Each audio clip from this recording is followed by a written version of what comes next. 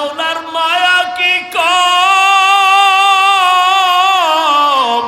ওরে আমার মাওলারে যদি 2 ফোঁটা চোখের পানি ছেড়ে একবার ডাক দিতে পারো, হে মালিক,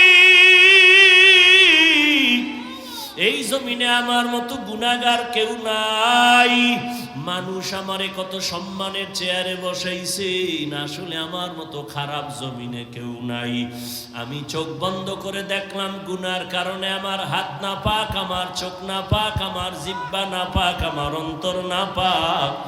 এই অবস্থায় যদি আজরাইল আমার রূহটা নিতে আসে, আমার মনে হয় আমি ঈমান নিয়ে মরার বিছানায় যেতে পারবো না রে বাবা। ও আল্লাহর বান্দারা, আজকে তোমাদের পাও ধইরা ধইরা বয়ান করি কেন?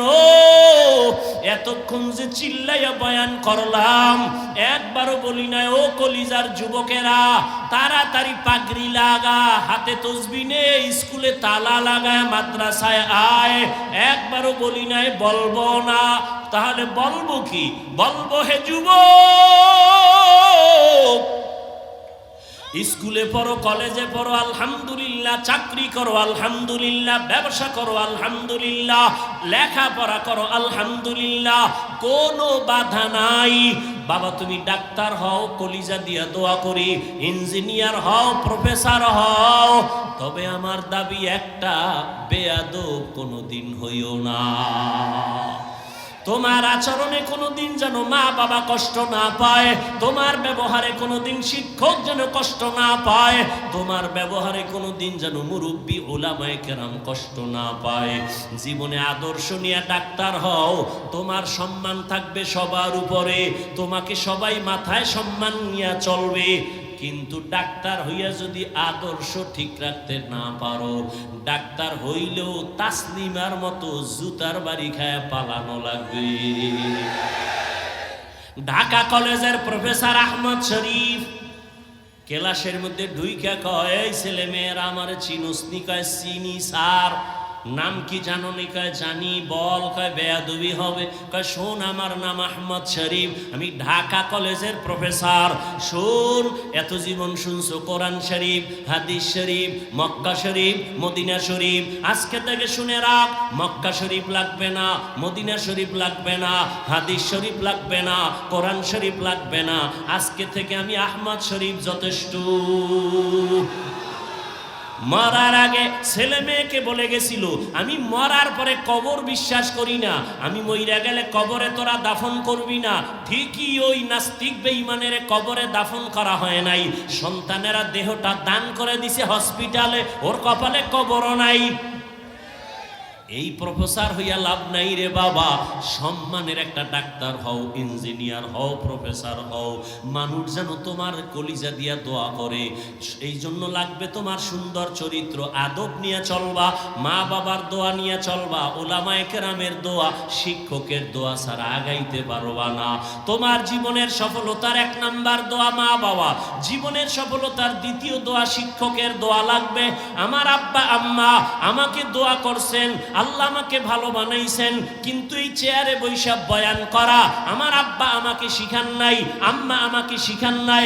আমাকে হাতে কলমে দইরা দইরা আমাকে কথা শিখাইছেন, লেখা শিখাইছেন, বলা শিখাইছেন আমার শিক্ষক। অতএব শিক্ষকের অবদান ভুলার মতো না। যদি খবরদার মা বাবার দোয়া আল্লাহর কসম তোমার জীবনের সফলতার চাবি, শিক্ষকের দোয়া তোমার জীবনের সফলতার চাবি, উলামায়ে কেরামের দোয়া সফলতার চাবি। ঠিক এর বিপরীতে মা বাবার বরদোয়া তোমার জীবনের জন্য আগুন, ওস্তাদের বরদোয়া তোমার জীবনের জন্য আগুন, উলামায়ে কেরামের বরদোয়া তোমার জীবনের জন্য আগুন। আজকে বাংলাদেশে যত ঝামেলা দেখতেছো, আলেমদের সাথে বেয়াদবির ফলাফল। এই জন্য যুবকেরে বলি, পাও 2টা ধইরা বলি, অঙ্গীকার কর, শপথ কর, ওয়াদা কর, জীবনে মা বাবার দোয়া নিব। দোয়া নিতে না পারলেও অঙ্গীকার কর বদদোয়াটা নিবি না। যদি নেও মরার আগে পঙ্গু হয়ে যাবি, চাকার তলে মাথা ঢুকে যাবে, টেরই পাবি না। শিক্ষকের দোয়া নিবি, যদি নাও পারো অঙ্গীকার কর কোনোদিন শিক্ষকের বরদোয়া নিবা না, যদি পারো উলামায়ে কেরামের দোয়া নিবা, যদি না পারো অঙ্গীকার করো কোনোদিন বেয়াদবি করে বরদোয়াটা নিবা না। এই অঙ্গীকার কইরা যদি চলো, ডাক্তার হলো তোমার জীবন সফল, ইঞ্জিনিয়ার হলো তোমার জীবন সফল। এই জমিনে বাবা তুমিও মুসলমান, আমিও মুসলমান, তোমার আমার আল্লাহ দুই না এক, তোমার আমার নবী এক, তোমার আমার কোরআন, তোমার আমার কাবা, তোমার আমার ধর্ম, তোমার আমার কালেমা সব এক না? তোমার আমার আল্লাহ এক, নবী এক, কোরআন এক, কাবা এক, ধর্ম এক, দুনিয়াতে আসছি তাও এক। বিদায় বেলা কাফন হবে তিনটা, কালার হবে আলাদা। কাফনের সংখ্যাও কি? যত বড় টাকাওয়ালা হও না কেন, মইরা গেলে একটা কাফন কেউ বাড়াইয়াও দিবে না। গরিব রিক্সাওয়ালা হইয়া যদি মরো, একটা কাফন কেউ কমাইয়াও দিবে না। আমারেও 3 কাফন, তোমারও 3 কাফন। কালার আলাদা না সব এক? কি কালার? কাফনের উপরে লেখা থাকবে বড় হুজুরের লাশ, কাফনের উপরে লেখা থাকবে কোটিপতির লাশ। তাহলে এত ভাব দেখাও কেন? আমি বক্তা বক্তা ভাব দেখাই, তুমি টাকার ভাব দেখাও। যত ভাব দেখাই না কেন, সাদা কাফনে যেদিন ঢুকবো ওদিন সব বাহাদুরি শেষ হয়ে যাবে। কবরের সাইজও হবে এক, কবরে রাখার পরে প্রশ্ন হবে 3টা, তাও এক। নাকি আপনাদের প্রশ্ন আলাদা? কে স্কুলে পড়ে, কে কলেজে পড়ে, কে মাদ্রাসায় পড়ে, কে হুজুর না, কে ডাক্তার, কে রোগী, কে ইমাম, কে মুক্তাদি, কে পীর, কে মুরিদ। সবার বেলায় প্রশ্ন 3টা। রবের পরিচয় দাও, ধর্মের পরিচয় দাও, রাহমাতুল্লিল আলামিনের পরিচয় দাও।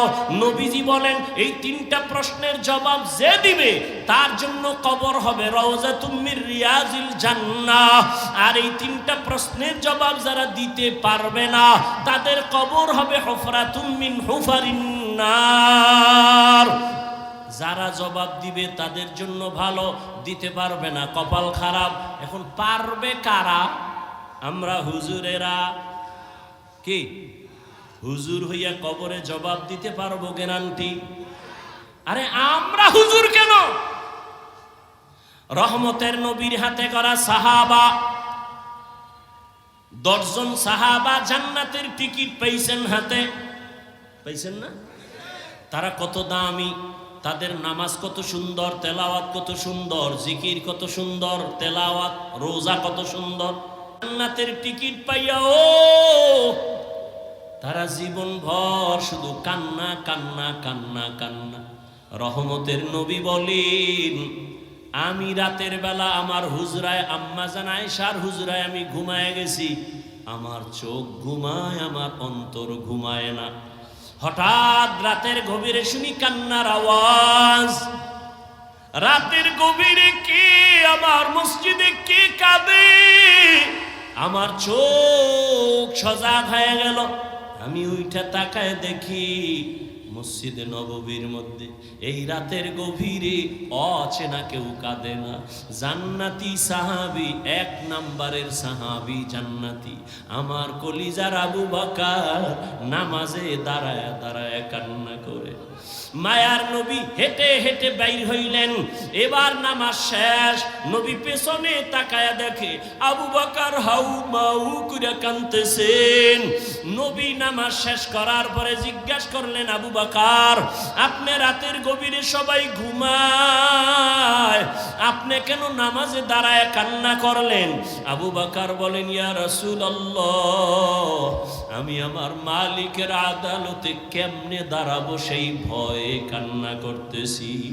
নবী বললেন আপনাকে তো আল্লাহ জান্নাতের টিকিট দিয়েছেন, আবার ভয় কেন? আবু বকর বলেন ইয়া রাসূলুল্লাহ, যেই আল্লাহ আমাকে জান্নাতের টিকিট দিছেন আমার ভয় লাগে আবার না জানি কোন আমলের দ্বারা আল্লাহ বেজার হইয়া টিকিট আবার ক্যান্সেল করে দিতে পারে, এই ভয়ে কান্না করি। কারণ নবী আপনিই তো বয়ান করেছেন হাসরের ময়দান হবে বড় ভয়ঙ্কর। যেই ভয়ঙ্করের কথা বলতে গিয়া নবী আপনি পর্যন্ত যার যার কান্না করেছেন, বুক ভিজায় দিছেন কান্না করে। কেমন ভয়ঙ্কর হবে হাসরের মাঠ। নবী আপনি তো বলেছেন জমিনটা হয়ে যাবে পুরা সমান, আল্লাহর আদালত হবে সিরিয়ার জমিনে বা আরাফাতের ময়দানে। জমিনটা সূর্যের নিচে আইসে এবং তাপ দেওয়া শুরু করবে। সূর্যের গরমে জমিনটা হবে তামা। ও নবী আপনিই তো বয়ান করেছেন হাসরের ময়দানে সূর্যের গরমে জমিনটা তামা হয়ে যাবে। অন্যদিকে জাহান্নামের আওয়াজ, আবার আমার মাওলাও তো রাগান্বিত আওয়াজ দিবেন আর বলবেন লিমানিল মুলকুল ইয়াউম লিল্লাহিল ওয়াহিদিল কাহ্হার। ওই দিন নবী আল্লাহ রাগান্বিত আওয়াজ দিবেন, আল্লাহ তাআলার কুদরতি রাগান্বিত আওয়াজে হাসরের ময়দানটা থরথর করে কেঁপে উঠবে রে মুমিন।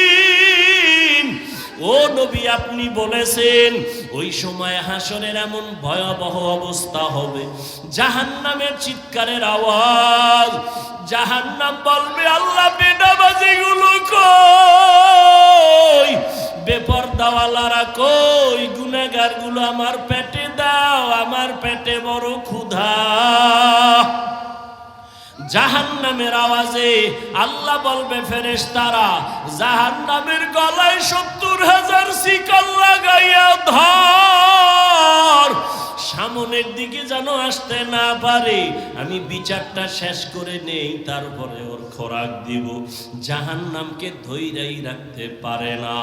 এমন এক অবস্থা রহমতের নবীও কান্না শুরু করবেন, আল্লাহ জাহান্নামের ফিরাও, আমার একটা উম্মতেরও যেন ধরতে না পারে। আমার উম্মতের যদি জাহান্নাম খাইয়াই ফালায় আমি জান্নাতের দরওয়াজায় যাব না। তখন আবার আল্লাহ ফেরেশতাকে ডাকবে, আয় আয়। আল্লাহ কুদরতের হাতে একটু পানি দিয়া বলবে জাহান্নামের গায়ে পানিটা ছিটাইয়া দাও। ছিটাইয়া দেওয়া মাত্র জাহান্নাম দ্রুত গতিতে পেছন দিকে ভাগতে থাকবে। ফেরেশতারা বলবেন আল্লাহ ৭০,০০০ শিকল লাগাইয়া যেই জাহান্নামকে ধরে রাখতে পারলাম না, এমনকি বরকতের পানি দিলা, একটু পানি দেওয়া মাত্র জাহান্নামের এমন দৌড় পেছন দিকে ভাগা শুরু হয়ে গেল। ও আল্লাহ এটা কোন বরকতের পানি? এটা কি হাউজে কাউসারের পানি, নাকি আবে হায়াতের পানি, নাকি দুনিয়ার কোনো সমুদ্রের পানি, নাকি জমজমের পানি, নাকি এটা বৃষ্টির বরকতি পানি? আল্লাহ বলবে না ফেরেশতা, এই পানিটা আবে হায়াতের পানিও না, এই পানিটা কাউসারের পানিও না, এই পানিটা জমজমের পানিও না, এই পানি আমার নবীর গুনাহগার উম্মতের চোখের পানি। রহমতের নবী বলেন জমিনের মধ্যে সর্বশ্রেষ্ঠ হলো একদল উলামা। আবার যদি তোমরা খারাপ কাউকে খুঁজতে থাকো, জমিনের মধ্যে নিকৃষ্ট একদল মানুষ থাকবে, তাও হবে উলামা।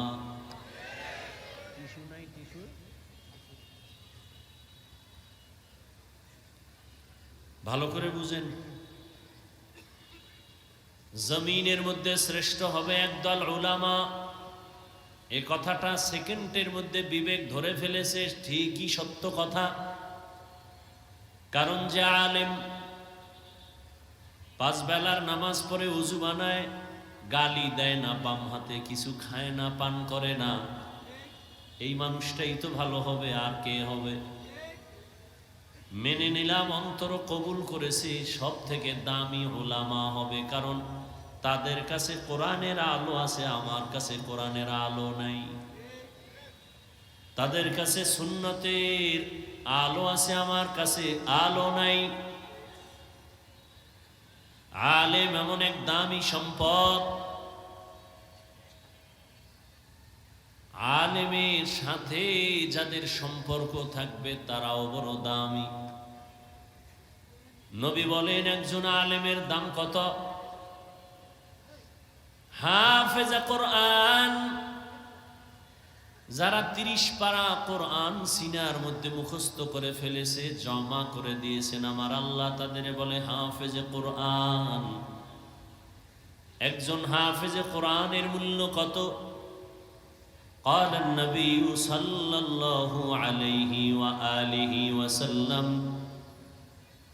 من قرأ القرآن فاستظهره فأحل حلاله وحرم حرامه أدخله الله الجنة وشفعه في 10 من أهل بيته كلهم قد وجبت له النار।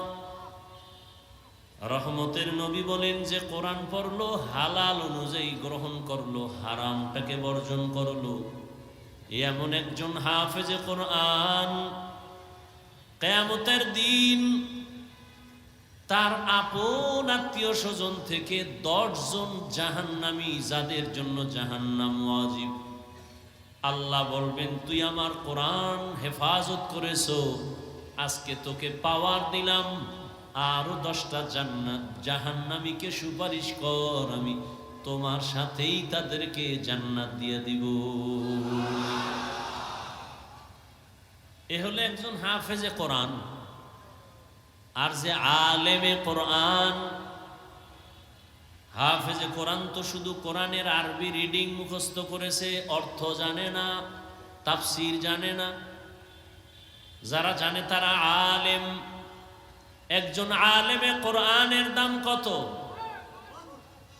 নবী বলেন বনি বকর, বনি গনম, এদের এত বিশাল বড় বকরির পাল, কত শত বকরি ওই পালে গণনা করা যায় না।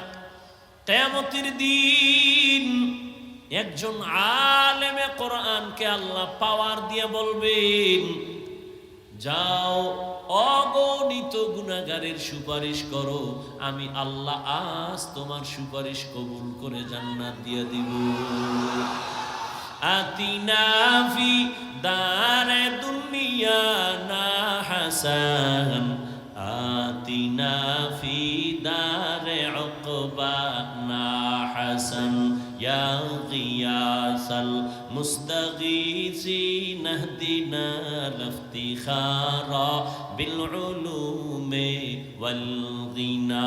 হর গড়ি দে নেকো তু তৈয়ার হে, জো না মাঙ্গে উসসে তু বেজার হে। এতক্ষণ যত সুনাম গাইলাম, ওলামা তারা কারা ভুলে গেছেন? 1 মিনিটে উলামায়ে আহলে হক। রহমতের নবী বলেন এই দুনিয়ায় এত বড় ভালো উলামা, এদের থেকে ভালো মানুষ আর জমিনে নাই। এরা কত ভালো বলে, এরা আমি মুহাম্মদ সহ সমস্ত আম্বিয়ায়ে কেরামের ওয়ারিস। আল উলামা ওয়ারাসাতুল আম্বিয়া। উলামায়ে আহলে হক আল্লাহর নবীদের ওয়ারিস। আল্লাহ এদেরকে অনেক সম্মান দিছেন। রহমতের নবী ভিন্ন হাদিসে বলেন, কোন মানুষ যখন উলামায়ে আহলে হকের মোলাকাতে ঘর থেকে বের হয়, প্রত্যেকের সাথে আমার আল্লাহ 70,000 রহমতের ফেরেশতা দিয়ে একটা কাফেলা বানায় দেয়। আলেমের কাছে যাও, ওর সাথে আমি মাওলার গভীর সম্পর্ক আছে। এলমেরা এজাজু গরদন বেহিসাব, খলকেরা দাদন জওয়াবে বাসওয়াব, হক না দারাত দোস্তে খলকা জারেরা, বিস্তে ই খসলত একে দিন দারেরা। খারাপ লাগে? কয় হুজুর বয়ান করেন, ফার্সি কবিতা টবিতা কি কেউ বুঝে? এগুলো না বললে হয় না। এরকম ছিদ্রান্বেষণকারী বন্ধু আছে না নাই? তাহলে এখানে তো কোরআনের আরবিও বুঝে না বহু মানুষ, তাহলে কি কোরআনের আয়াত পড়াও বাদ দিব? হ্যাঁ, দ্বীনের প্রত্যেকটা কথা তুই বুঝো আর না বুঝো, কানের মধ্যে আওয়াজ যাবে, এর মধ্যে একটা বরকত আছে, দিলের বড় একটা তাসাল্লি আছে। আর এই কথাগুলো তো আমি ব্যক্তি নাপাক, ব্যক্তির না, সরকার একটা ঘোষণা দিছে। এখন তো রেডিও আছে, টিভি আছে, সেন্টার আছে, সাংবাদিক আছে, পত্রিকা আছে। এমন একটা সময় এদেশের কোনো কঠিন ঘোষণা যদি হতো, গ্রামে জানায় দিত, তারা তিন পিটায় পিটায় চৌকিদারেরা বলতো এই ঘোষণা দিলাম, সবাই মানো। ঠিক নি? চৌকিদার ঘোষণা দেয় রাত্র 8টার পরে কোনো দোকান যেন খোলা না থাকে, মানুষ যেন বাহিরে হাঁটা চলা না করে। জালেম আর সন্ত্রাসীদের উৎপাত বেড়ে গেছে। এখন কোন নেতা, কোন মাস্তান যদি বলে তোর মতো ফকিন্নি চৌকিদারের কথা আমি কেন শুনবো, তোর কথা শোনার আমার সময় নাই বলিয়া যদি চৌকিদারের উপরে খেপে যায়, মারে, আঘাত করে, সাথে সাথে সরকারবাদী মামলা হয়ে যাবে। বলবে সরকার কেন মামলা দিবে, আমি তো চৌকিদারকে ধমক দিছি। না, কথাটা চৌকিদারের না, কথা সরকার প্রধানের, কিন্তু স্পিকার বানাইছে চৌকিদারের স্পিকার। কথা বলতেছি আমি, স্পিকার থেকে কথা বের হয়, যদিও কথা আমি একটা স্পিকার থেকে বের করছি, কিন্তু কথাটা আমার না। আমার আল্লাহ বলেছেন, রহমতের নবী বলেছেন, রহমতের নবীর কথাই চলতেছে, স্পিকার হইয়া এক এক আলেমের জবান থেকে বের হচ্ছে। অতএব কথা আমি গরিব মানুষ বলি, নগণ্য গোলাম বলি, কথা তো নগণ্য না, কথা আমার আল্লাহর কথা, রহমতের নবীর। যে নবীর চেহারার দিকে একটা নজর দিলে জাহান্নামের আগুন হারাম, যে নবীর চেহারা মোবারকে একটা মোহাব্বতের নজর দিলে পেটের ক্ষুধা থাকে না। কেমন আমার মায়ার নবী, যে নবী রাস্তা দিয়া হাঁটতেছেন, গাছের দুই পার্শ্বের গাছ নত হয়ে নবীরে সালাম জানায়। নবী যেখানে কদম দেন মাটির উপরে, ওখান থেকে নবী চলে গেছেন, কিন্তু দীর্ঘদিন ওখান থেকে মেশকের ঘ্রাণ।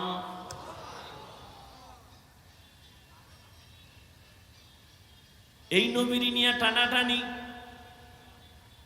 নবীজির ঘাম থেকে মেশকের ঘ্রাণ। দুনিয়াতে আরো নবীর দাবিদার বহু মিথ্যাবাদী আছে, তাদের ঘাম থেকে কোনো ঘ্রাণ আসিল না। তারা যদি এত দামি হয় তো এই নবী দাবি কইরা বাথরুমে মরে কেন? ভালো এই জন্য। हकीकत से तू दुनिया बेखबर है, दुनिया की नुमाइश पर नजर है। नबी नमी गुयम के अज दुनिया जुदा बाश, बहर कारे के बाशी बा खुदाबाश। ওলামায়ে কেরাম বড় দামি এক সম্পদ।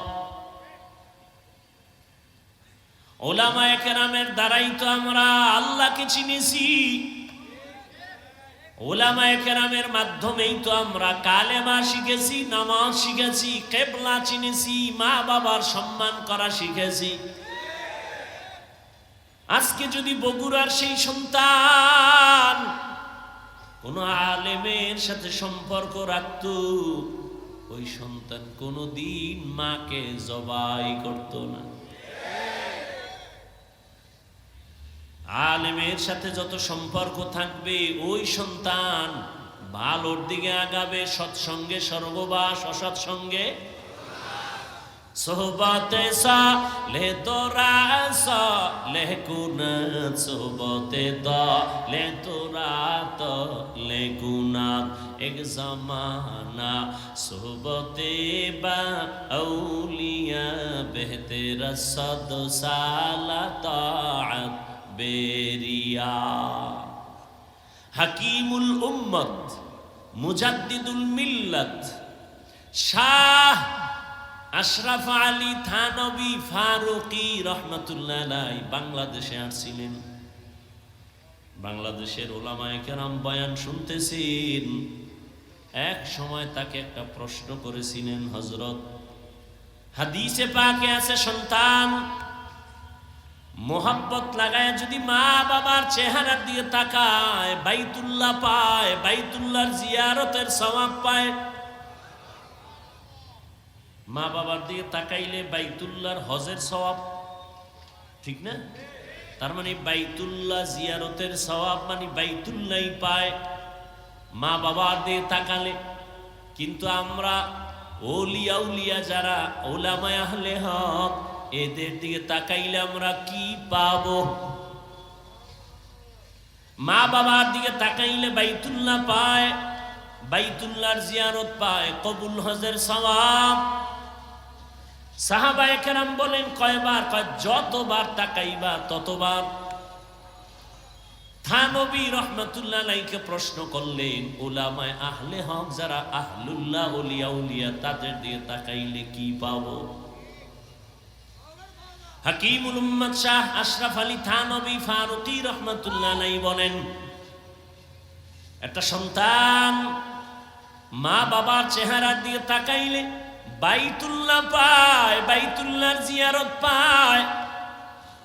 কিন্তু একজন আল্লাহর আশিক যখন একজন কোরআনওয়ালা, তাকওয়াওয়ালা, আহলুল্লাহ ওলিয়ে কামেল এর দিকে তাকায়, শুধু বাইতুল্লাহ পায় না, বাইতুল্লাহর মালিকের পেয়ে যায়। সোহবতে সালে তোরা সালে কুনাত, সোহবতে তালে তোরা তালে কুনাত। এক জামানা সোহবতে বা আউলিয়া বেহতেরা সদ সালা তাআত বেরিয়া। বলতেছিলাম উলামায়ে আহলে হক অনেক দামি। উলামায়ে কেরামের মজলিসে বসছেন, আল্লাহ ফেরেশতাদেরকে নিয়ে একটা মজলিস মিলায় বলে, ফেরেশতা তোমাদের সাক্ষী রেখে বললাম, আমার উলামায়ে কেরামের ময়দানে যারা বসছে তাদের কোরআন সুন্নাহর কথা শোনার জন্য ঘোষণা দেও, এদের জীবনের সব গুনাহগুলো মাফ করে দিলাম। قال النبي صلى الله عليه وآله وسلم عليك بمجالسة العلماء واسمع كلام الحكماء فإن الله تعالى لا يحيي القلب الميت بنور الحكمة كما يحيي الأرض الميتة بوابل المطر أو كما قال النبي عليه الصلاة والسلام। আল্লাহর নবী বলেন, লোকমানে হাকিম তার সন্তানকে উপদেশ দিতেছেন, সেই উপদেশ আমি সাহাবাদেরকে শুনাইতেছি। সাহাবায়ে কেরাম শুনেন। উলামায়ে কেরামের মজলিসের দাম কত, কোরআনের ইলমওয়ালাদের মজলিসের দাম কত। যারা কোরআন সুন্নাহর ইলমওয়ালাদের মজলিসে বসো, আল্লাহর নবী কয় বৈশা তাদের হিকমতপূর্ণ কথা যদি শুনো, যদি দিলের কান লাগায় শুনো, আমার আল্লাহ সবার মুর্দা দিলটাকে জিন্দা দিলে পরিণত করে দিবে। এখন যে বুঝে না দিলটা মরা আবার জিন্দা কেমন, এটা যে বুঝে না তারে কেমনে বুঝাবো? قال النبي صلى الله عليه وآله وسلم আলা সাবধান এ উম্মত, ইন্না ফিল জাসাদি লামুদগাহ ইযা সালুহাত সালুহাল জাসাদু কুল্লু ওয়া ইযা ফাসাদাত ফাসাদাল জাসাদু কুল্লু আলা ওয়া ওয়াহিয়াল কলব। রহমতের নবী বলেন প্রত্যেকটা মানুষের ভেতর একটা গোশতের টুকরা আছে আল্লাহর দেওয়া, এটার নাম কলব। এটার নাম কি? এটার নাম কলব, এটার নাম দিল, এটার নাম কলব। এই কলবের টুকরা যদি ভালো থাকে পুরা মানুষটাই ভালো, আর এই গোশতের টুকরা কলব যার খারাপ পুরা মানুষটাই।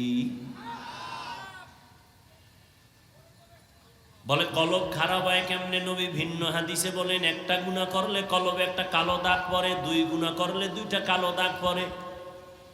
এভাবে গুনাহ করতে করতে করতে করতে অন্তরের মধ্যে কালো পর্দা পড়ে যায়। এবার আমার চশমার আয়নাটা সাদা, যখন কালো চশমা দিয়ে আমি বসবো তখন দেখবো সাদা বাতি সব কালো, সাদা কাপড়ও কালো। আসলে বাতি কালো না, সমস্যা আমার চোখের ভেতরে। জমিনের ভিতরে কোরআনের বয়ান ভালো, উলামায়ে আহলে হক ভালো, ওয়াজ মাহফিল ভালো, মাদ্রাসা ভালো, মসজিদ ভালো, পীর মুরিদি ভালো, চরমনাই ভালো, উজানি ভালো, বাহাদুরপুর ভালো, জনপুর ভালো, বাহাদুরপুর ভালো, ফুরফুরা ভালো, নানুপুর ভালো, হাটহাজারি ভালো, লালবাগ ভালো, মালিবাগ ভালো, মাদ্রাসা ভালো, উলামায়ে কেরাম ভালো। যারা বলে ভালো না ভালো না ভালো না, আসলে ওদের কলব বড় খারাপ। তো কুজাও সুন্নতে আহমদ কুজাবা মুহাম্মদ কাইবুদ নিসবতুরা মান আহাব্বা সুন্নতি কওলে রসুল মজদায়ে কানা মাই হাম কুন কবুল। নবীজি বলেন উলামায়ে কেরামের মজলিসে বসলে মুর্দা দিল কি হয়? দিল কিন্তু দুনিয়াতে আসার সময় জিন্দা ছিল, তাজা ছিল। قال النبي صلى الله عليه وآله وسلم ما من مولود إلا يولد على الفطرة فأبواه يهودانه أو ينصرانه أو يمجسانه إلى آخر الحديث। নবী বলেন যত সন্তান ভূমিষ্ঠ হয় তার কলবের গোশতের টুকরা থাকে স্বচ্ছ, পরিষ্কার, পবিত্র। মা বাবা ওই সন্তানকে খারাপ বানায়, মূর্তি পূজারি বানায়, অগ্নি পূজারি বানায়, গায়রুল্লাহর গোলাম বানায়। মা বাবা কে বানায়? বাচ্চা তো আমার ঘরে আছে, আপনাদের ঘরেও আছে, সবার ঘরের বাচ্চা হাসে না কাঁদে? কথা বলেন না কেন? কাঁদে। আমরা বাচ্চা কানলে কোনোদিন তো পুতুল কিনা দেই নাই। আর তোমার বাচ্চা কান্না করতেছে, তুমি বাজার থেকে দৌড়ায় গিয়ে একটা পুতুল কিনা দিছো বাচ্চার হাতে। নবী বলেন মা বাবা সন্তানের খারাপ বানায়। এজন্য কিয়ামতের দিন সব সন্তানেরা আল্লাহর আদালতে মা বাবার বিরুদ্ধে মামলা দায়ের করবে। ও দয়ার মালিক, আমি দাড়ি কাটি নাই, নামাজ সারি নাই, আমার আব্বা আম্মা আমারে নামাজের তালিম দেয় নাই, আমার আব্বা আম্মারে ধরো। আল্লাহ সূরা আহজাবের ৬৭ নম্বর আয়াতে বলেন রব্বানা আতা'না সাদাতানা ওয়া কুবারানা ফাআদাল্লুনা সাবিলা। মামলার আয়াত পেশ করবে, মামলা দিয়ে দিছে। এবার আল্লাহ কইব তোরে বুদ্ধি দিছিলাম নি? হ্যাঁ দিছি না। বিবেক দিছিনি? হ্যাঁ। কুত্তা শুয়ারের তো দেই নাই ভালো মন্দ যাচাই করার জন্য, হক আর না হক বন্ধ বুঝার জন্য গরুরে আকল দেই নাই। গরুর যদি দিতাম এটা হক এটা বাতিল, তাহলে মালিকের দেখাইতো, অন্যের ফসলে মুখ লাগাইতো না। আমি তো কোনটা ভালো কোনটা খারাপ, কোনটা হালাল কোনটা হারাম এটা বুঝার জন্য মেধা তো মানুষকেই দিয়েছি। এরপরও যদি মানুষ হালালটা পাইলেও খায়, হারামটাও খায়, গরুর মতো ভেদাভেদ না করে, আল্লাহ কয় তোর থেকে গরু অনেক ভালো। তুই গরুর থেকে খারাপ, তুই গরু না, গরু না, গরুর থেকে। আল্লাহ কোরআনে সূরা আরাফ 9 পারায় বলেন ওয়ালাকাদ জারানা লি জাহান্নামা কাসীরাম মিনাল জিন্নি ওয়াল ইনস লাহুম কুলুবুন লা ইয়াফকাহুনা বিহা ওয়া লাহুম আ'য়ুনুন লা ইবসিরুনা বিহা ওয়া লাহুম আযানুন লা يسمعون بها أولئك كالأنعام بل هم أضل أولئك هم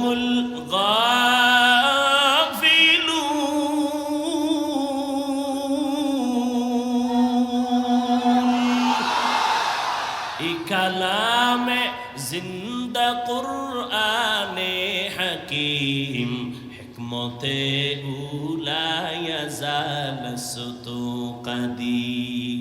আল্লাহ বলেন অধিকাংশ মানুষেরা জাহান্নামে যাবে। কম না বেশি? অধিকাংশ মানুষ জাহান্নামে যাবে। কেন? আমি আল্লাহ এদের কলব দিছি ফিকির করার জন্য, গবেষণা করার জন্য, গবেষণা করে না। আমি আল্লাহ এদের চক্ষু দিছি দেখার জন্য, দেখে না। আমি আল্লাহ এদের কান দিছি শোনার জন্য, শুনে না। তাহলে কি চশমা দিয়ে আটকায়? কয় না, যা শুনতে বলছি তা শুনে না। আমি কান দিছি কোরআনের আওয়াজ শুনবি, মা বাবার আওয়াজ শুনবি, আজানের আওয়াজ শুনে মসজিদে যাবি। আমি আল্লাহ চক্ষু দিলাম, মা বাবার চেহারা দেখবি সওয়াব। চক্ষু দিলাম, আল্লাহর কোরআন দেখবি সওয়াব, বাইতুল্লাহ দেখবি সওয়াব, উলামায়ে আহলে হক দেখবি সওয়াব, আল্লাহর বানানো আসমান দেখবি সওয়াব।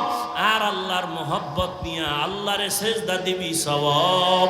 বান্দা তুই চোখ দিয়া সারা রাত মোবাইলের দিকে তাকাইয়া কবিরা গুনাহ, কবিরা গুনাহ, কবিরা গুনাহ করো। আল্লাহ কয় উলাইকা কাল আনআম, এটা চতুষ্পদ জানোয়ারের মতো। কয় বালহুম আদল, না তার থেকেও খারাপ। উলামায়ে কেরামের মজলিসে বসলে দিল কি হয়? জিন্দা হয়। কেমন জিন্দা?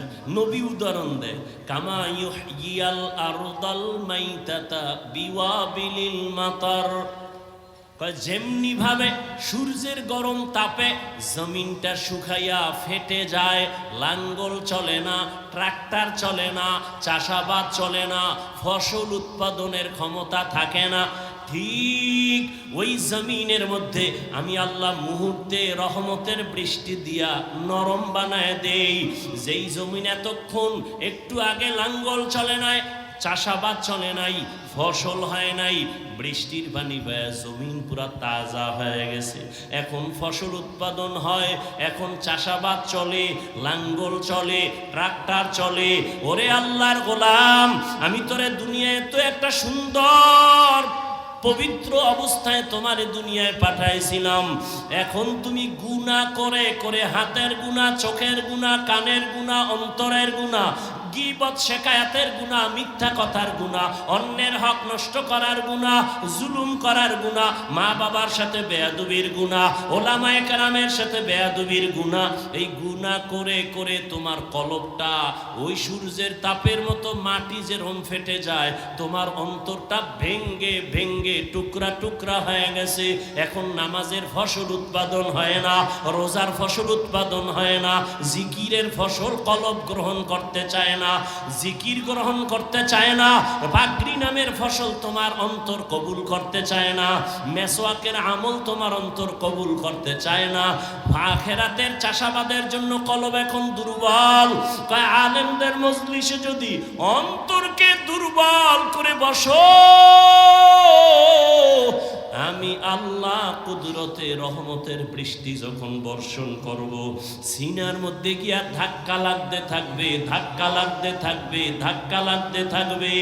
একজনের সিনায় যখন রহমত আসবে, ওখান থেকে আর একজনের সিনায় লাগবে, আর একজনের সিনায় লাগবে, লাগতে লাগতে লাগতে লাগতে অন্তরটা কেমন যেন তাজা তাজা এক ভাব। এতক্ষণ প্যান্ডেলে ঢুকার আগে ছেলের চিন্তা, মেয়ের চিন্তা, বাড়ির চিন্তা, গাড়ির চিন্তা, ক্ষমতার চেয়ার গেল কই, টাকা গেল কই, বাড়ি গেল কই। কিন্তু এখানে আসার পরে কেমন যেন ছেলে মেয়ের চিন্তা নাই, বাড়ির চিন্তা নাই, ঘরের চিন্তা নাই।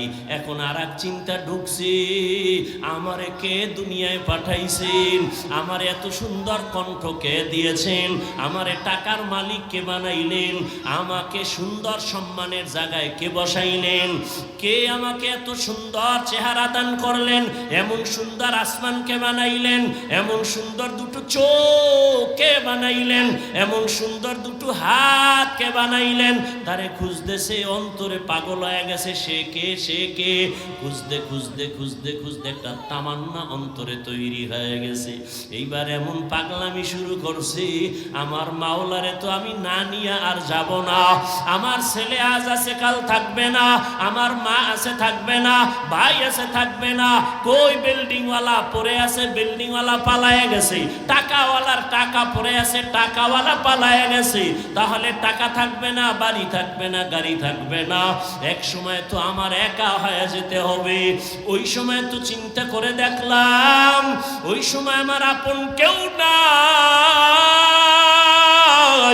আমার ডানে মাটি, বামে মাটি, সামনে মাটি, পেছনে মাটি, অন্ধকার অন্ধকার। ওই সময় আমি দেখলাম একজন আমার আপন, তিনি একমাত্র আমার মালিক, আমার আল্লাহ রব্বুল আলামিন।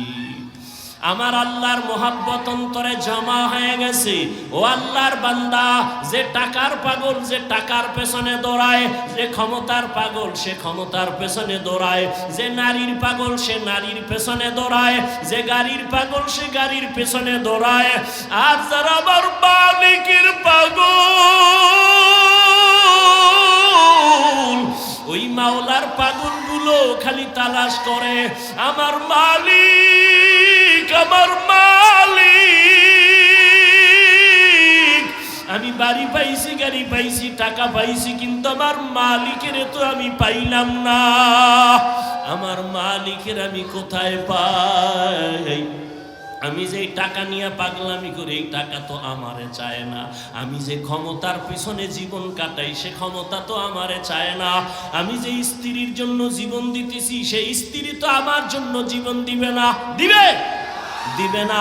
আমি যে সন্তানের পেছনে রক্ত ক্ষয় করতেছি, ঘাম ছুটায় কামাই করি, সন্তান তো আমার জন্য কিছু দিবে না। স্বার্থে আঘাত লাগলে সব চলে যাবে। কিন্তু চিন্তা করে দেখলাম, একদিন আমাকে আমার মা ছেড়ে দিবে, বাবা ছেড়ে দিবে, ভাই ছেড়ে দিবে, সন্তান ছেড়ে দিবে। আমাকে সবাই ছাড়িয়া ওই বাঁশবাগানে রাখবে, কিন্তু আমার মাওলা যিনি আমার আসল মালিক, সে আমাকে দূরে ঠেলে দিবেন না। আজকে তো দেখি স্বার্থে আঘাত লাগলে মা আমাকে ভালো জানে না, ভাই আমাকে ভালো জানে না, বন্ধু আমাকে ভালো মনে করে না। আল্লাহ, আমি তোর কেমন আদরের মোহাব্বতের মালিক। তুই জীবনে আমার দেওয়া পানি পান করলি বিনা টাকায়, আমার দেওয়া সূর্যের আলো ভোগ করলি ফ্রি, আমার দেওয়া গাছের ফল খাইলি ফ্রি। আমি একটা টাকাও বিল চাই নাই, বিল নেই নাই। ও বান্দা, আমি আল্লাহর সব নেয়ামত খাইয়া একবারও তুই মসজিদে হাজিরা দিলি না, জিকিরের মজলিসে বসলি না, আমি আল্লাহকে আল্লাহ বলে ডাক দিলি না। আমি আল্লাহ রাগ কইরা তোর পানি বন্ধ করি নাই, খানাও বন্ধ করি নাই। আমি আল্লাহ তোর জন্য চলার রাস্তা বন্ধ করি নাই। তোর গুনার কারণে আমি জানি তুই কোন দিন কোথায় কয়টা অন্যায় করেছ। অন্ধকারে মোবাইল নিয়ে গুনাহ করেছো, আমি আল্লাহ সব তাকাইয়া তাকাইয়া দেখেছি। তুই চোখের দ্বারা কয়টা গুনাহ করেছো, হাতের দ্বারা কয়টা গুনাহ করেছো, কেউ জানে না। দরজা জানালা বন্ধ, আমার রহমতের দরজা তো বন্ধ নাই। আমি আল্লাহ রাগ করে পানিও বন্ধ করি নাই, সম্মানের চেয়ার থেকেও ফালাইয়া দেই নাই, বরং আমি এত মায়া নিয়ে তোরে ডাকছি, আয় আয় আয়। আমার রহমতের দরজা ছাড়িয়া তুই কোথায় যাও? ওরে বান্দা, আমার দরজা ছাড়া তুই যেদিকেই যাবি সেদিকেই তো জাহান্নামের আগুন। ওই জাহান্নামের আগুন তো সহ্য করতে পারবি না। রে বান্দা, ফিরিয়া আয় আয়।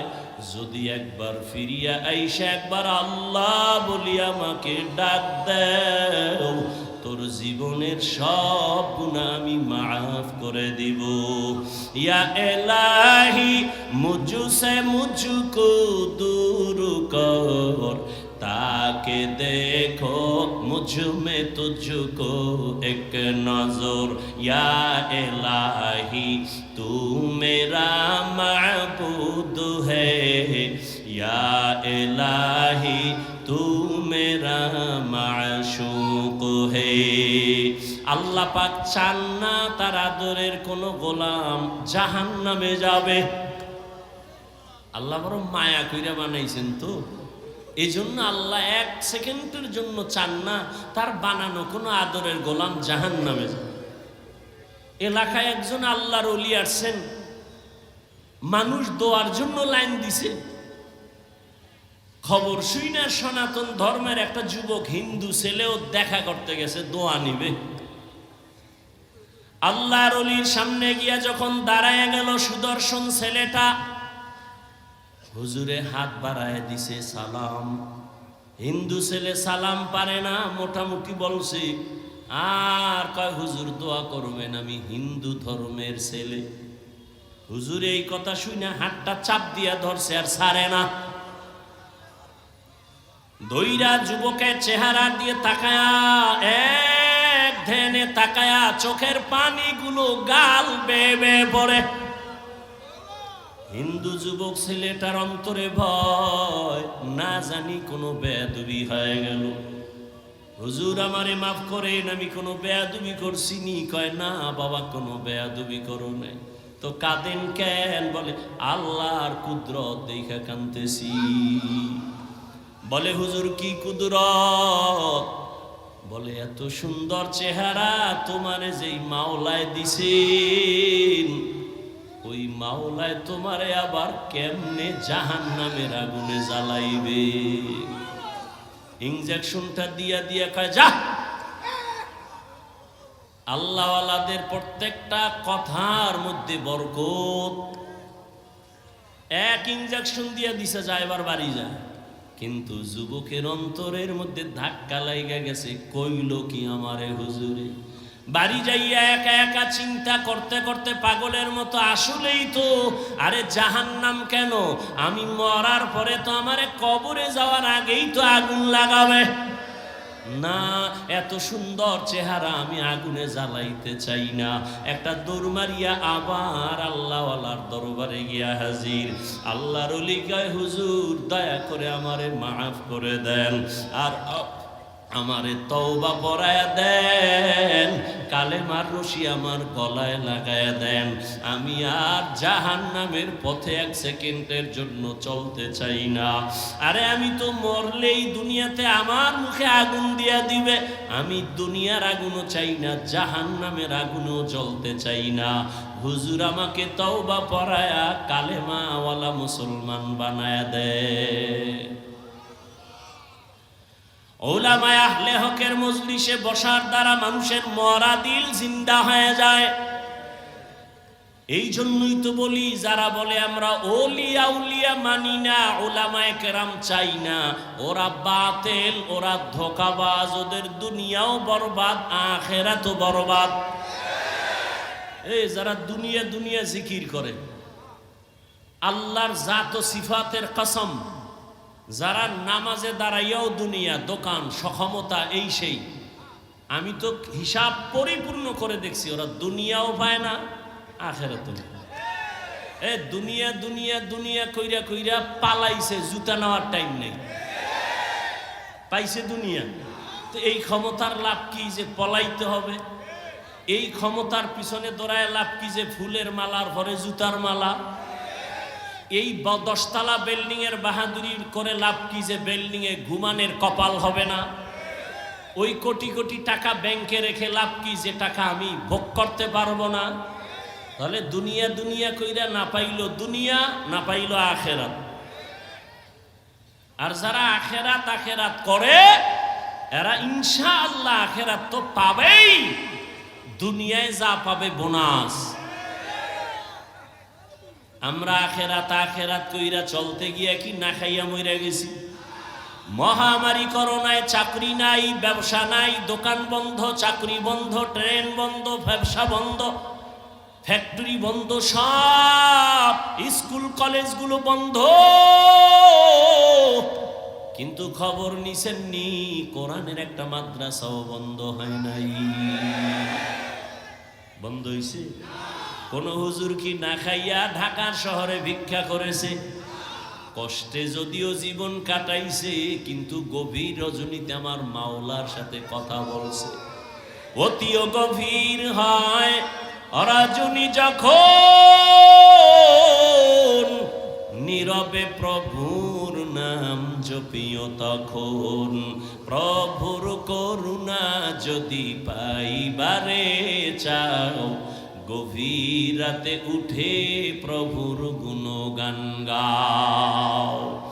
আমার আল্লাহ চান না কেউ জাহান্নামে যাবে, এক সেকেন্ডের জন্য চান না। কিন্তু এটাও সত্য, কোনো মুমিন ছাড়া কোনো বেঈমান জান্নাতে যাবে না। আল্লাহ কাউকে জাহান্নামে দিতে চান না, এই জন্যই তো সবার নামে জান্নাতে বাড়ি লেখা আছে। দ্বিতীয়ত তওবার দরজা খোলা।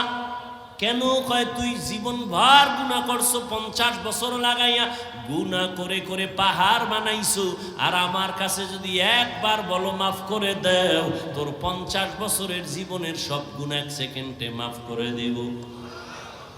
তবে আমার কাছে মাপ চাওয়া লাগবে। ইয়া আইয়ুহাল্লাযীনা আমানুস্তাঈনু বিস-সাবরি ওয়াস-সালাহ। আল্লাহ বলেন, হে মুমিন, সাহায্য কামনা কর 2 জিনিসের মাধ্যমে, ধৈর্য আর নামাজ। কেন? আমি আল্লাহ ধৈর্য ধারণকারীর বন্ধু হয়ে থাকি। নবীজি বলেন, মাইয়ুরিদিল্লাহু বিহি খাইরান ইউসিব মিন। আল্লাহ যাকে বেশি আদর করেন, ভালোবাসেন, তাকে মুসিবত দিয়া পরীক্ষা নেন। আল্লাহ বেশি মায়া করছেন নবীদেরকে, তাদের পরীক্ষাও বড় কঠিন। আইয়ুব আলাইহিস সালামের কঠিন পরীক্ষা, ইউনুস নবীর কঠিন পরীক্ষা, মুসা নবীর কঠিন পরীক্ষা, ইব্রাহিম নবীর উপরে পরীক্ষা, সর্বশেষ আমার নবীর উপরে কঠিন পরীক্ষা। যেই নবী দোয়া করলে উহুদ পাহাড় স্বর্ণ বানায় দিতেন আমার আল্লাহ, সেই নবী না খাইয়া কষ্ট করে করে পেটের মধ্যে পাথর বেঁধে নবী দ্বীনের কাজ করে। যেই নবী দোয়া করলে আমার আল্লাহ উহুদ পাহাড় স্বর্ণ বানাইতেন, ওই নবীর 3 বছর পর্যন্ত শিয়াবে আবু তালিবে গৃহবন্দী কইরা রাখছে। খানা দেয় না, পানি দেয় না। মায়ার নবী গাছের পাতা সিরা সিরা চাবায়া চাবায়া পেটের ক্ষুধা নিবারণ করে। আর আমার আল্লাহর কাছে কান্না করে বলেন, আল্লাহ আমারে গরিবী হালাতে রাখিও, গরিবী হালাতে মরণ দিও, কিয়ামতের দিন গরিবদের সাথে আমারে উঠাইও। আমার নবী বলে, গরিবেরা বড় লোকের বাড়ি গাড়ি দেখে আফসুস করিস না। যদি গরিবী হালাতে আমার মাওলারে নিয়ে কবরে যাইতে পারো, আমার আল্লাহ ধনী লোকের 500 বছর আগে গরিবের জান্নাত দিয়া দিবে।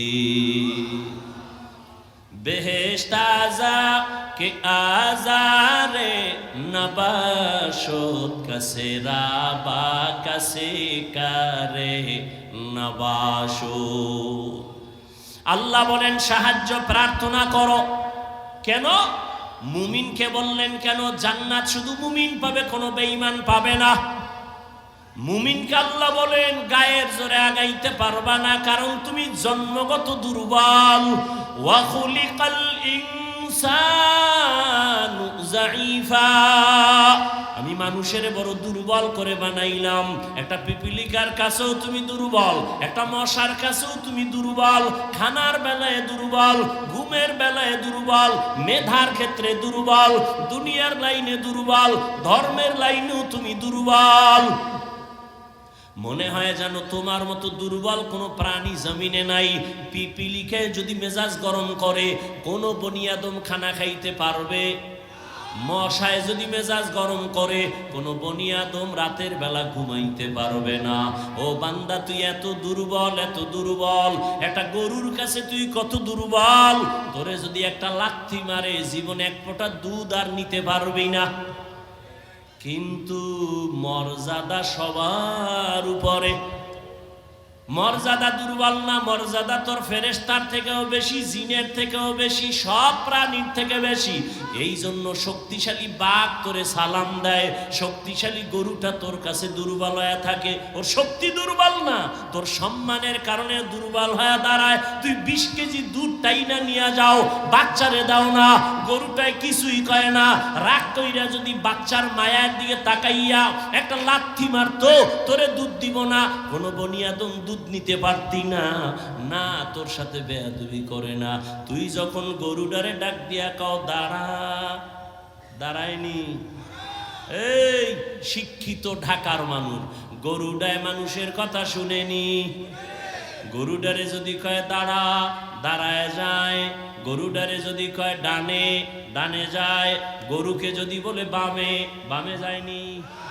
একটা গরু যদি মানুষের কথা সাধারণ এক চাষির কথা যদি গরু শুনে ডানে যায়, চাষির কথায় যদি বামে যায়, চাষি যদি কয় দাঁড়া, গরু দাঁড়ায়। একজন আল্লাহর ওলি তাদের কথা কেন শুনবে না? এরে আল্লাহর বান্দা, দুনিয়ার সব আমাদের গোলাম, দুনিয়ার সব আমাদের গোলাম। গরু আমাদের গোলাম, বাঘ, কথা বলেন না কেন? আমরা কারো গোলাম? উজানির জমিনে ঘুমিয়ে আছেন কারি ইব্রাহিম রহমাতুল্লাহ আলাইহি। বিশাল বড় জঙ্গল সাফ করে মানুষের ওখানে বসবাস করবেন, একটা জিকিরের মজলিস কায়েম করবেন। জঙ্গল সাফ করতে গিয়া দেখে একটা গম্বুজ, ভেতর একটা বাঘ তার বাচ্চারে দুধ দেয়। কারি ইব্রাহিম ডাক দিয়া কয়, বাঘ, বনি আদম আসছি, থাকবো, তুমি তোমার দেশে চলে যাও, এলাকায় যাও। আল্লাহর ওলি কথাটা বলতে দেরি, বাঘ তার বাচ্চা কাঁধে নিয়ে দৌড় দিতে দেরি করে নাই। এখন এখানে আপনি প্রশ্ন করবেন, বাঘে কেমনে শুনে? আমি উদাহরণ আগে দিছি না, একটা চাষির কথা গরু শুনে? বলেন। ঘরের মহিলা মুরগিরে যখন ডাক দেয় তার ভাষায়, মুরগি আয়নি। সন্ধ্যাবেলা আম্মা জানেরা যখন খেতে হাঁস পানির মধ্যে জোরে ডাক দিছে ওই ভাষায়, হাঁস আয়নি। আল্লাহর ওলির কথা বাঘ শুনবে না কেন? তোমার কাছে পাইলে কিছু শায়েস্তা করতাম, তোমার কলব নষ্ট হয়ে গেছে, তুমি ঈমান নিয়ে মরতে পারবা কিনা ভয় লাগে। কারণ আল্লাহ যাকে অপছন্দ করেন তার প্রথম কাজ আলেমের বিরোধিতা করা। যারা আলেমের বিরোধিতা করে তার প্রমাণ হলো আল্লাহ ওর উপরে কি বেজা, এটা প্রথম প্রমাণ। আর আমি বাংলায় কি বলি, আমাকে বাঙালিকে সাইজ করতে হইলে আরো কিছু শব্দ লাগে। যারা আলেমের বিরুদ্ধে লেখে ফেসবুকে আর বলে, এরা সবগুলো সন্তান মা বাবার অভিশপ্ত সন্তান, একটাও মা বাবার আদরের সন্তান না। খবর নেন, যারা আলেমদের সাথে বেয়াদবি করে ফেসবুকে লেখে, সবগুলো সন্তান মা বাবার অভিশপ্ত সন্তান, একটাও মা বাবার আদরের সন্তান না। খোঁজ নাও, ভালো করে খোঁজ নাও। আল্লাহ হেদায়াত দান করুন। আলেমের বিরোধিতা করলে ইসলামের কোনো লাভ আছে? কেন করো? বরং তোমার কপাল তুমি ফুটতেছ। মানুষ বড় দুর্বল, জন্মগত মানুষ দুর্বল, মেধার বেলায় দুর্বল, খানার বেলায় দুর্বল। ঢাকা চিড়িয়াখানায় লেখা আছে একটা বাঘের দৈনিক খানা 17 কেজি গোশত। পারবে কেউ খাইতে 17 কেজি 3 বেলায়? আছে এরকম খাদক? একটা বাঘ অনেক বেশি খায়, আমরা খাওয়ার বেলায় দুর্বল, ঘুমের বেলায় দুর্বল, মেধার বেলায় বড় দুর্বল, সব লাইনে আমরা দুর্বল। কয় এখন দুর্বল মানুষ যদি চলতে হয় আর একজনের সাহায্য লাগবে নি? কথা বলেন না কেন? তাহলে সবাই আমরা সৃষ্টিগত দুর্বল, মেধার বেলায় কি দুর্বল। ডাক্তার হোমিওপ্যাথিক সেও ডাক্তার, এরপরে এলোপ্যাথিক সেও কি ডাক্তার। আবার এলোপ্যাথিক ডাক্তারের মধ্যে এমবিবিএস, এফসিপিএস, এফআরসিএস, কিন্তু সব লাইনে না। একজনের নাক কান গলার ডাক্তার আছে না? হ্যাঁ, যদি কি আমার তাড়াতাড়ি আমার ফ্যাটের মধ্যে টিউমার হয়েছে, কি করা যায়? এই বিষয়ে আমি দুর্বল, ঠিক নেই? তাহলে প্রত্যেকটা মানুষ তার নিজের জায়গায় অন্যের তুলনায় দুর্বল, জন্মগতভাবে দুর্বল, মেধার বেলায় দুর্বল, ধর্মের লাইনেও। আপনারা যারা কোরআন পড়তে পারেন না, যারা কোরআন পড়তে পারে তাদের কাছে দুর্বল। আবার যারা কোরআন পড়তে পারেন, অর্থ জানেন না, যিনি অর্থ জানে তার কাছে দুর্বল। আবার আপনি অর্থ জানেন, তাফসির জানেন না, যারা তাফসির জানে তার কাছে দুর্বল। আবার আপনি কোরআনের তাফসির জানেন, ফিকহ জানেন না, ফতোয়া দিতে পারেন না, আপনি মুফতি সাহেবের কাছে দুর্বল। কি দুনিয়ার সবাই দুর্বল। এখন অন্যের সাহায্য ছাড়া চলা যাবে না। আবার জান্নাতের পথে যাব, পথটা চিনিও না, কত ভেজাল। একদিকে আমরা দুর্বল, আবার জান্নাতে যে যাব সেই পথও চিনি না। আবার সেই জান্নাতে যাওয়ার পথটার মধ্যেও ভেজাল। তিন দল শয়তান আমারে ব্যারিকেড দিয়া রাখছে, মানুষ শয়তান, জিন শয়তান, নফস শয়তান, ঠিক নেই? এতগুলো ঝামেলার মধ্যে জান্নাতের পথে আগাবো কেমনে? আল্লাহ কয় সাহায্য চাও। কয় কার কাছে সাহায্য চাইবা? কয় যার মধ্যে তিনটা দুর্বলতা নাই। কয়টা? এক নাম্বার, যার কোনো পিছু টান নাই, পিছনে যার কোনো কি নাই। যেমন আমগো পিছু টান আছে না, সামনে আগাইলে আমার ছেলে কয় আব্বু দেও, মেয়ে বলে আব্বু দেও, বউ বলে স্বামী দাও, আম্মা জান কয় ছেলে দাও, আব্বা জানে বলে দাও। যত সামনে আগাই তত পেছনে চাই না। আমগো উজানি ভরছি তো। এই আপনারা এরকম করেন কেন? অশেষ ভাল লাগে না? মোনাজাত দিয়ে দিই। আমনে বাসায় যাইতে জরুরত, আমার জরুরত নাই, গেলে একসাথে যাই, আমিও সাইরে দিই, চলি বাসায় যাই।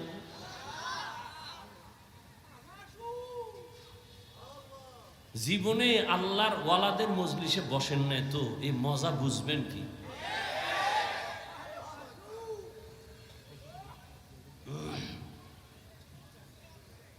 আল্লাহ হেদায়াত দান করুন। উজানি আমাদের এক বড় শাইখুল হাদিস ছিলেন, খুব মজা। তো ওয়াজে দাওয়াত দিছে বরকতের জন্য। তো টাইমের প্রায় 8টা, মানে টাইম যা ছিল 1-2 ঘন্টা লেট করে এরপরে গেছে। ওয়াজে উঠা রস করে, রস মজা। কয় আমি দেরি হয়ে গেছে আসতে বাসার থেকে, আমার 8টা দেওয়ে পাইছে। দেও ভরি কই না আমরা, দেও ভরি। আরে ভাই কথা বলেন। হুজুরে কয় আমারে 8টা দেয় পাইছে, দেও পাইছে, দেও পাওনে দেরি হয়ে গেছে। আমারে কয় দেওয়ে পাইছে। এখন সবাই তো বুঝছে হুজুরে শাইখুল হাদিস, এরে ভরিতে ভাই, জিনে ভাই, বুতে ভাই, দেওয়ে ভাই। হুজুরে কয় না, দেও পাইছে মানে 8টা দেও। কি বউ কয় দেও, এই দেওয়ে আমার 5 মিনিট গেছে। ছেলে কয় দেও, এই দেওয়ে গেছে আরো 5 মিনিট। মাইয়া কয় দেও, এরকম কয় দেও। 8টা দেও দিতে দিতে আমার 1 ঘন্টা 2 ঘন্টা লেট হয়ে গেছে।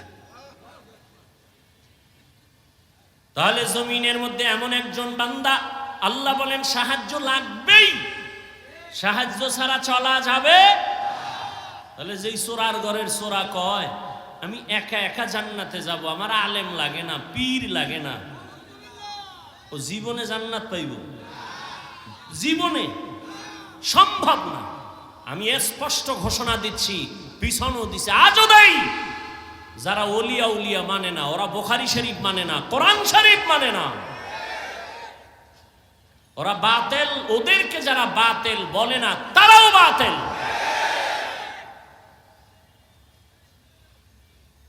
আল্লাহ হেদায়াত দান করুন। এমন একজন থেকে সাহায্য চাও, সাহায্য লাগবেই লাগবে, এ কথায় সবাই একমত। এখন সাহায্য কার থেকে নিবেন এই বিষয় সিদ্ধান্ত নেন। যার মধ্যে তিনটা দুর্বলতা নাই তার থেকে সাহায্য নিতে হবে। এক নাম্বার দুর্বলতা, যার পেছনে টান নাই। বলেন, দুনিয়াতে কোনো মানুষ আসেনি যার পিছে টান নাই? কে আছে কোন? নাই। বুঝে কথা কইেন, খালি বক বক করলি মুখ একটা আছে খালি কয়ে ফেলাই। খুব হিসাব করে কথা বলতে হবে। বুঝেন না, পারেন না, চুপ থাকবেন। দুই নাম্বার দুর্বলতা, যার অভাব নাই। খুঁজা দেখেন তো একজন পিসাব পাইবেন নি যার অভাব নাই?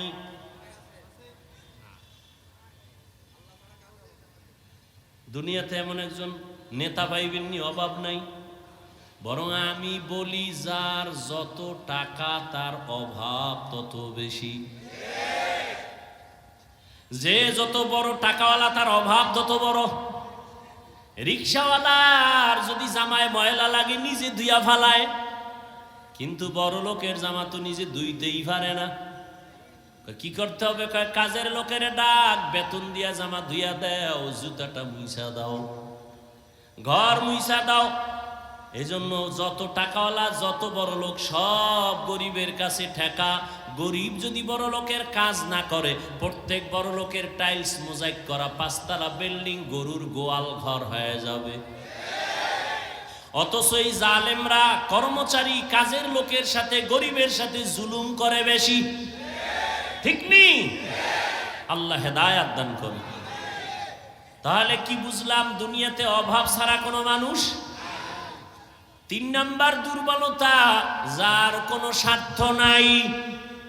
এবার খুঁজা দেখেন, দুনিয়াতে এমন একজন মানুষ পাইবেন নি যার কোনো স্বার্থ নাই। দেখেন তো, আমি 2 জনারে পাইছিলাম, কিন্তু সোনার বাংলা এটার কোনো গ্যারান্টি নাই। একজন পাইছি আমার আব্বা, আর একজন পাইছিলাম আমার আম্মা। স্বার্থ নাই, কিন্তু সোনার বাংলা এটার গ্যারান্টি দিতে পারি না। কারণ বহু মা বাবা স্বার্থের টানে সন্তানের বিরুদ্ধে মামলা করেছে, সন্তানের জবাই করেছে। এই খবর নাই সোনার বাংলায়? আপন বাবা তার মাইয়া, আপন মাইয়াটারে হোটেলের মধ্যে ঢুকায় কয়, আজকে রাতের জন্য তুই আমার কাছে স্ত্রীর মতো। এবার বুঝেন তাহলে স্বার্থ ছাড়া কোনো মানুষ আসেনি। তাহলে কি ফলাফল হলো? জমিনের মধ্যে পিছুটান ছাড়া কোনো মানুষ নাই, অভাব ছাড়া কোনো মানুষ নাই, স্বার্থ ছাড়া কোনো মানুষ। তাহলে খোঁজেন, এই 3টা অভাব দুর্বলতার নাই, একমাত্র যাকে পাইবেন তিনি হলেন আমার। ইয়া আইয়ুহান নাস আনতুমুল ফুকারাউ ইলাল্লাহ ওয়াল্লাহু হুয়াল গনিয়্যুল হামিদ।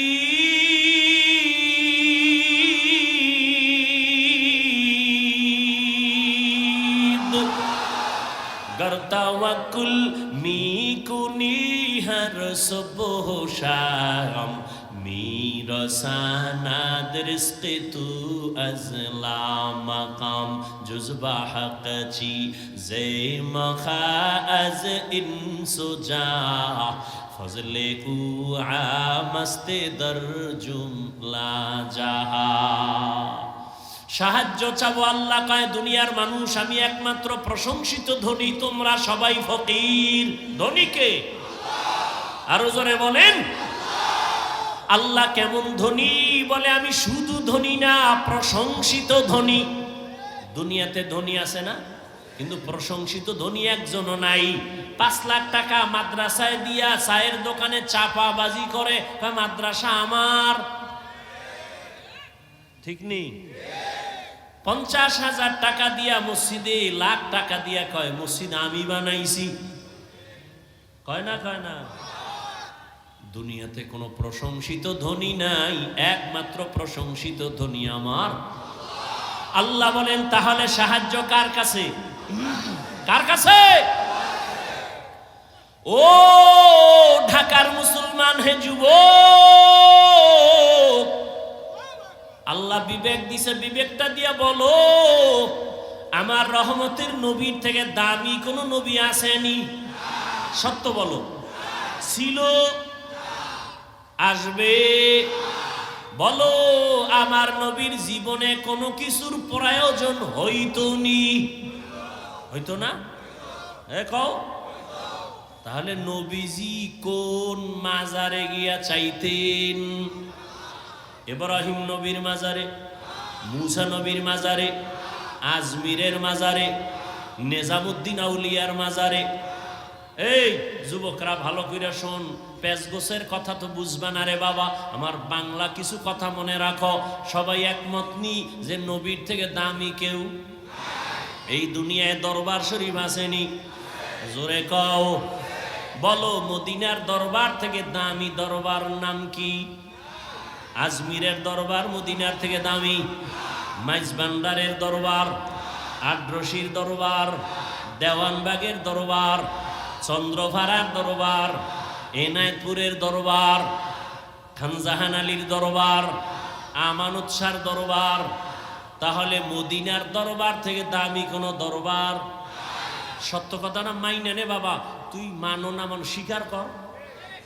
নবীর থেকে কোনো দামি ব্যক্তি, মদিনার দরবার থেকে দামি কোনো দরবার? দুনিয়াতে মাজার আসেনি? মাজার। বলো নবীজির মাজার থেকে দামি মাজার কোনটা?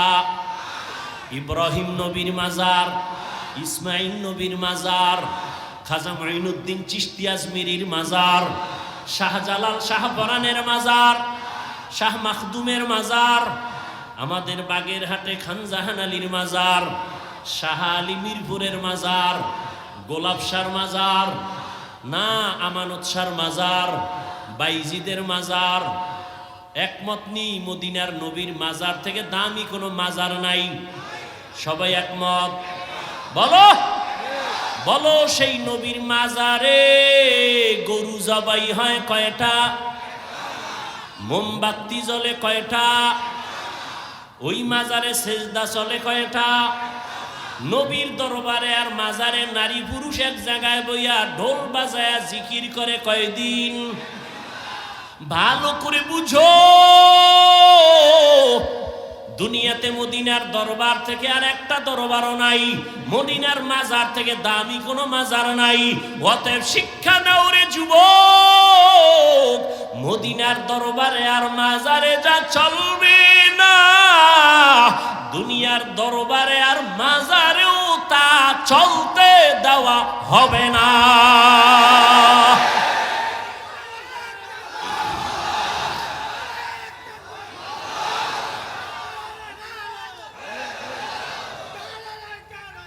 ভাইরা আমার, মাজারে মোম জ্বালাইলে যদি আল্লাহ খুশি হয়, তাহলে অর্ডার দিয়ে একটা বড় মোম নবীর মাজারে আগে নেওয়া উচিত না?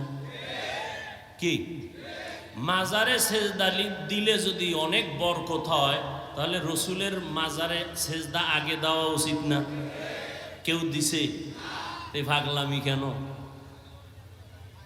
আল্লাহ হেদায়াত দান করুন। जिंदगी में बंदगी तू करना है, जिंदगी में बंदगी तू करना है, जिंदगी बे बंदगी शर्मिंदा है, जिंदगी बे बंदगी शर्मिंदा है। यहाँ हम सब मुसाफिर दिल ना लगा, अहले दिल की नजर से रूह करता जा।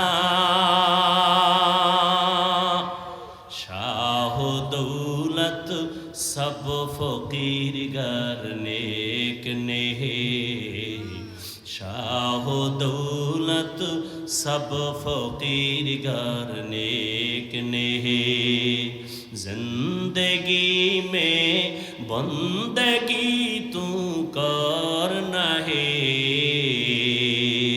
जिंदगी बे बंदगी शर्मिंदा है जिंदगी बे बंदगी शर्मिंदा है। ও আমার কলিজার যুবক বাবারা, বলো নবীজি সাহায্য চাইতেন কার কাছে? সবাই একমত? নবী যদি আল্লাহর কাছে চাইতে পারেন, তোমার আল্লাহর কাছে চাইতে সমস্যা কেন? আল্লাহরে পছন্দ হয় না? হয়? হইলে তাহলে চাও না কেন? আল্লাহ দিতে পারেন না? পারেন? তাহলে চাও না কেন? আল্লাহ তো দেওয়ার জন্য রাতের গভীরে প্রথম আসমানে এসে ডাকেন, ও আমার গোলাম আর কত ঘুমাবি, ও আল্লাহ বান্দারে প্রতি রাতের গভীরে ডাকে, আয় আয় আয় আমার একবার ডাক দে, মোহাব্বত লাগায় ডাক, দুই ফোঁটা চোখের পানি ছেড়ে কান্না কর।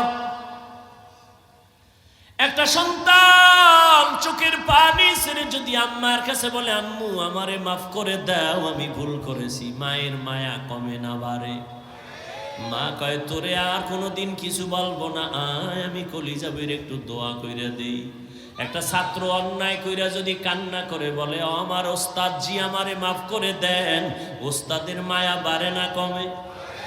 ওরে কান্না দেখলে যদি সন্তানের কান্নায় মায়ের মায়া বাড়ে, ছাত্রের কান্না দেখলে যদি শিক্ষকের মায়া বাড়ে,